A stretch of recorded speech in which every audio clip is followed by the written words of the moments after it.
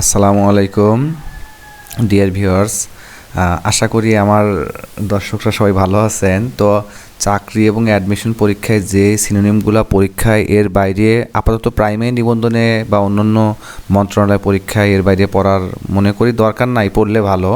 তবে এগুলো না দেখে পরীক্ষা হলে যাবেন না। তো প্রথমে দেখেন আমি যে জিনিসটা লিখছি যে এই একই জিনিস পরীক্ষার হলে যেভাবে আসতে পারে প্রশ্ন তার নমুনা দেখে নিন। তো দেখেন প্রশ্নে যদি থাকে সিনোনিম ফর, এখানে একটা ওয়ার্ড দেওয়া থাকবে।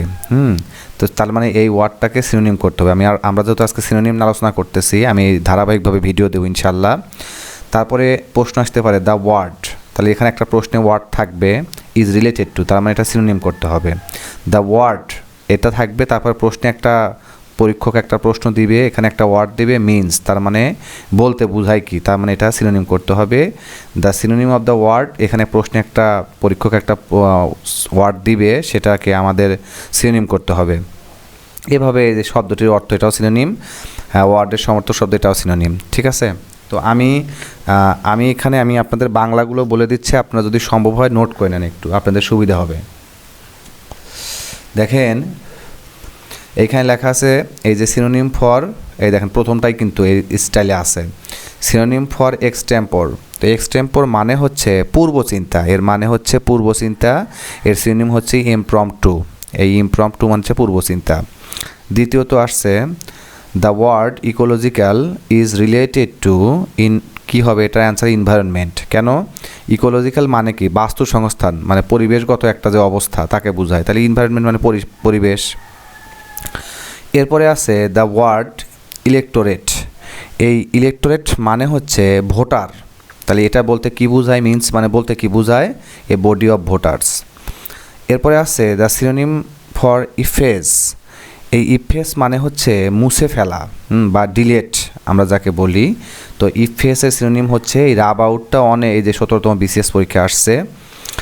আমি এখানে যেগুলো দিছি সবগুলোই কোনো না কোনো পরীক্ষায় কিন্তু আসছে, হয়তো সবগুলো লেখা হয় নাই, এটাই। এরপরে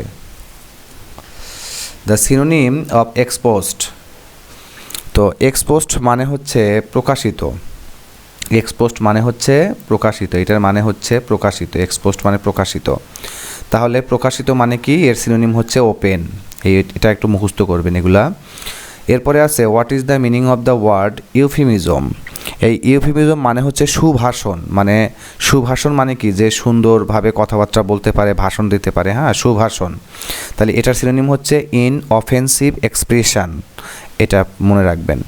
এরপরে আছে the noise level in Dhaka city has increased exponentially, here the underline word means. তাহলে দেখেন আন্ডারলাইন ওয়ার্ড মিনস মানে এখানে কিন্তু বোঝাতে হচ্ছে যে এক্সপোনেনশিয়াল, তো এটার মানে হচ্ছে দ্রুত, এক্সপোনেনশিয়ালি মানে হচ্ছে দ্রুত, এর সিনোনিম হচ্ছে র্যাপিডলি মানে দ্রুত। এরপরে আছে a political leader should have gift, এই এখানে গিফট অফ দ্য গ্যাপ, এই গিফট অফ দ্য গ্যাপ এর মানে হচ্ছে আপনার দ্রুত, ঠিক আছে। মানে আপনার যে বাক পটুতা আমরা বলি না, এটা আসলে বাক পটুতা। তো এটার মানে হচ্ছে অ্যান্সার কি হবে, এলোকুয়েন্স। এরপর আছে এনিগমা। তো এনিগমা মানে হচ্ছে ধাঁধা, এটার মানে হচ্ছে ধাঁধা, আমরা ধাঁধা ধরি না, তো সিনোনিম হচ্ছে পাজলিং। এরপরে আছে ইনশিওর। ইনশিওর শব্দটির অর্থ কোনটি? তাহলে ইনশিওর মানে কি, নিশ্চিত বা সুনিশ্চিত করা, তাহলে মেক সার্টেইন।